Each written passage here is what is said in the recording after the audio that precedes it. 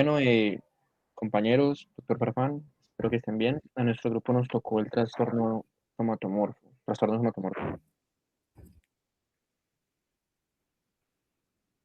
Entonces, el CIE-10 nos va a incluir dentro de trastornos somatomorfos una serie de trastornos.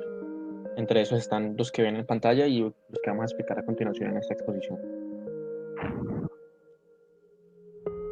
Entonces, para definirles brevemente, los trastornos somatomorfos pues tienen en común presentación reiterada de síntomas somáticos u orgánicos que se acompañan pues de persistentes consultas o exploraciones clínicas por parte de un médico y en los cuales no se encuentra una causa orgánica justificada a los padecimientos. Entonces, el primero de estos va a ser el trastorno de somatización, cuya principal característica va a ser la presencia de varios de los síntomas somáticos con un deterioro en el funcionamiento laboral, social y emocional, y la tendencia, pues, como les venía diciendo, a consultar muchísimo con el médico. Estos síntomas, pues, no tienen respaldo en hallazgos de examen físicos, paraclínicos, entre otros. Hay combinación, pues, de multiplicidad de quejas orgánicas y, pues, se creía antes que afectaba principalmente a las mujeres. En Colombia tiene una prevalencia aproximadamente de 0.1 al 0.7% y hay una proporción hombre-mujer de 1 a 5 casos, es decir, que 5 veces se da más en mujeres. Se cree que también es más frecuente en grados socioeconómicos bajos y personas que habitan en las zonas rurales. Dentro de la etiología tenemos 3 aparentes causas, una que es de causa biológica, otra psicosocial y puede haber una tercera causa que implica las dos anteriores fusionadas. Esta condición tiene tendencia a la cronicidad y puede haber pacientes que mejoran y pueden tener periodos de remisión, pero con el tiempo pueden volver a recaer y principalmente uno de estos desencadenantes para el recaimiento va a ser el estrés o la ansiedad. La base del tratamiento para este trastorno es básicamente la psicoterapia. No hay evidencia de trastorno farmacológico y lo que se va a buscar es la reducción de los síntomas físicos y el deterioro funcional del paciente. Ahí en pantalla tenemos la tabla de los criterios diagnósticos estipulados por el CIE-10. Tenemos también el trastorno somatomorfo indiferenciado. Este trastorno en particular recoge a los pacientes que presentan síntomas somáticos pero que no cumplen un criterio diagnóstico para ninguna patología conocida, ni tampoco dentro de los otros trastornos somatomorfos.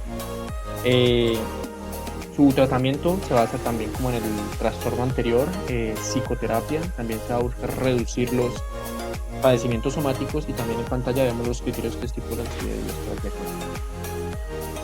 La hipocondría se define como la preocupación irracional de padecer una enfermedad grave. Así los indicios médicos y paraclínicos repetitivos demuestran lo contrario. Hablando un poco de historia, nos basamos en que los griegos asociaban los disturbios funcionales con alteraciones de los órganos de la región inferior al cifoides y el borde costal, como son los hipocondrios, de aquí donde deriva su nombre. Y Galeno hablaba de que esta asociación de disturbios funcionales se dan con la alteración de la bilis negra, la cual se encuentra abajo del diafragma. La epidemiología de este trastorno se habla de que en la población general es desconocida, pero va cercana a un 2%. La prevalencia en los pacientes de medicina general varía entre un 4 a 10%. Inicia frecuentemente en la tercera década de la vida, pero puede presentarse a cualquier edad. Y esto afecta en igual proporción tanto a hombres como a mujeres.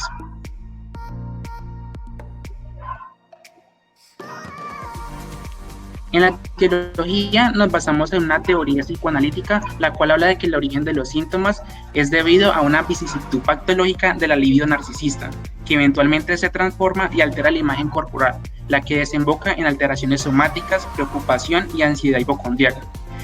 También se habla de que el origen de estos síntomas es debido a una consecuencia de hostilidad reprimida. Para tener en cuenta los diagnósticos diferenciales, tenemos que relacionar patologías no psiquiátricas de difícil diagnóstico y otras como el trastorno de somatización y trastornos facticios. El curso y pronóstico de la hipocondría se habla de que son episodios recurrentes asociados con factores estresantes, principalmente psicosociales. Un 5% de estos pacientes se recuperan permanentemente, pero cuando hay asociación con depresión empeora el pronóstico. Para el tratamiento se dice que esos pacientes se ven beneficiados con la terapia de grupo, manejo educativo sobre el control de síntomas y la farmacoterapia que se utiliza cuando hay comorbilidad con ansiedad y depresión. Aquí tenemos el cuadro de criterios diagnósticos según la CIE-10 para hipocondría.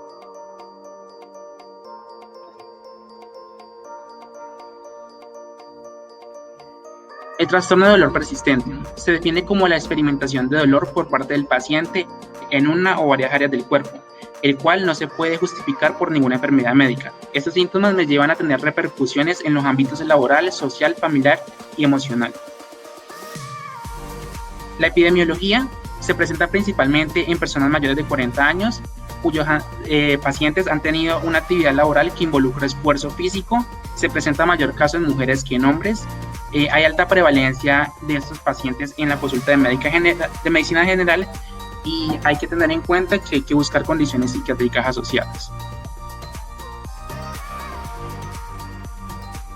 En cuanto a la etiología del trastorno de dolor persistente, tenemos factores biológicos relacionados con las vías que conducen al dolor y neurotransmisores como la serotonina y las endorfinas. En los conductuales tenemos la recompensa que recibe el paciente al experimentar el dolor. En los interpersonales tenemos como un objeto de manipulación en busca de un beneficio secundario por parte del paciente, y en los psicodinámicos como el dolor expresa de forma simbólica un conflicto intrapsíquico. Diagnósticos diferenciales tenemos respecto al dolor físico. Este es más frecuente que el dolor emocional, pero no varía significativamente. En el tratamiento tenemos que es necesaria una revisión médica cuidadosa, realizar un proceso de rehabilitación, un abordaje interdisciplinario, una terapia conductual, psicoterapia y terapia de orientación sistémica, ya que algunos pacientes pueden desarrollar problemas crónicos difíciles de tratar.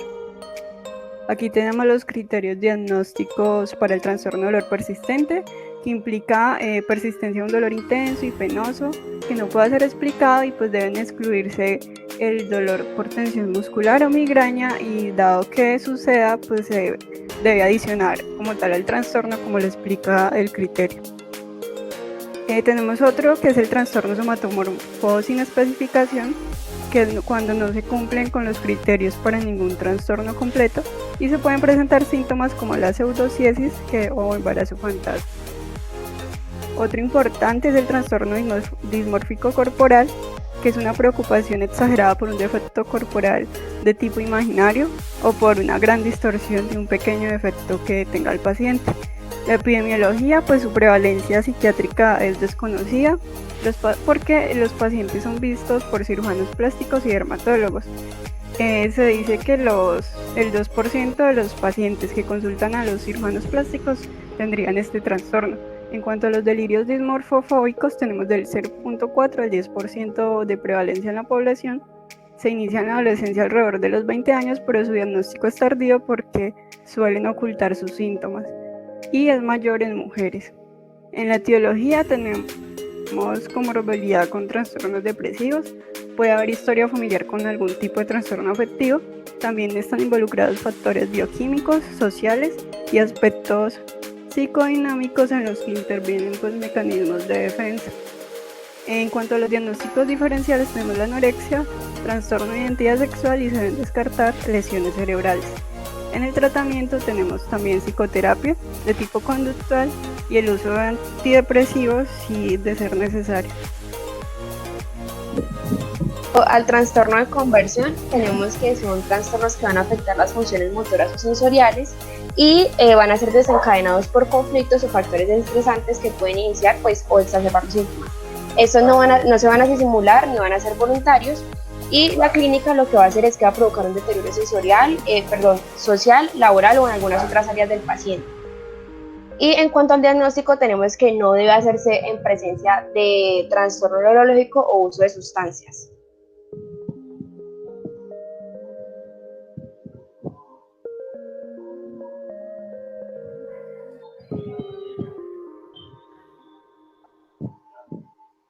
En cuanto a la epidemiología, tenemos que es una prevalencia de 1 a 3 por cada 100.000 habitantes. Es más frecuente en mujeres, es un trastorno que va a iniciar en la adolescencia aunque pueda aparecer en cualquier etapa de la vida y se va a presentar mucho más en una población que tenga un bajo nivel socioeconómico o que tengan o que sean de áreas rurales con un menor grado educativo. En cuanto a la etiología, tenemos que un papel importante cumple la neuropsicología, pues muestra en detalle las alteraciones en cuanto a la memoria y la comunicación. Y también es muy importante la genética porque es muy prevalente en pacientes en familiares que ya hayan sufrido este trastorno. En cuanto al curso del pronóstico, tenemos que es necesaria una buena relación médico-paciente, en la cual el médico brinde una confianza pues suficiente al paciente y cuando ya se ha excluido el problema físico y se indica al enfermo que los síntomas no indican un trastorno subyacente serio o una complicación, es necesaria pues la psicoterapia y el paciente pues va a iniciar su mejoría. Y en cuanto al tratamiento, vamos a tener que se trata de una terapia de orientación conductual, psicoanálisis y uso de hipnosis, y en tal caso que sea necesario pues se pueden utilizar ansiolíticos también.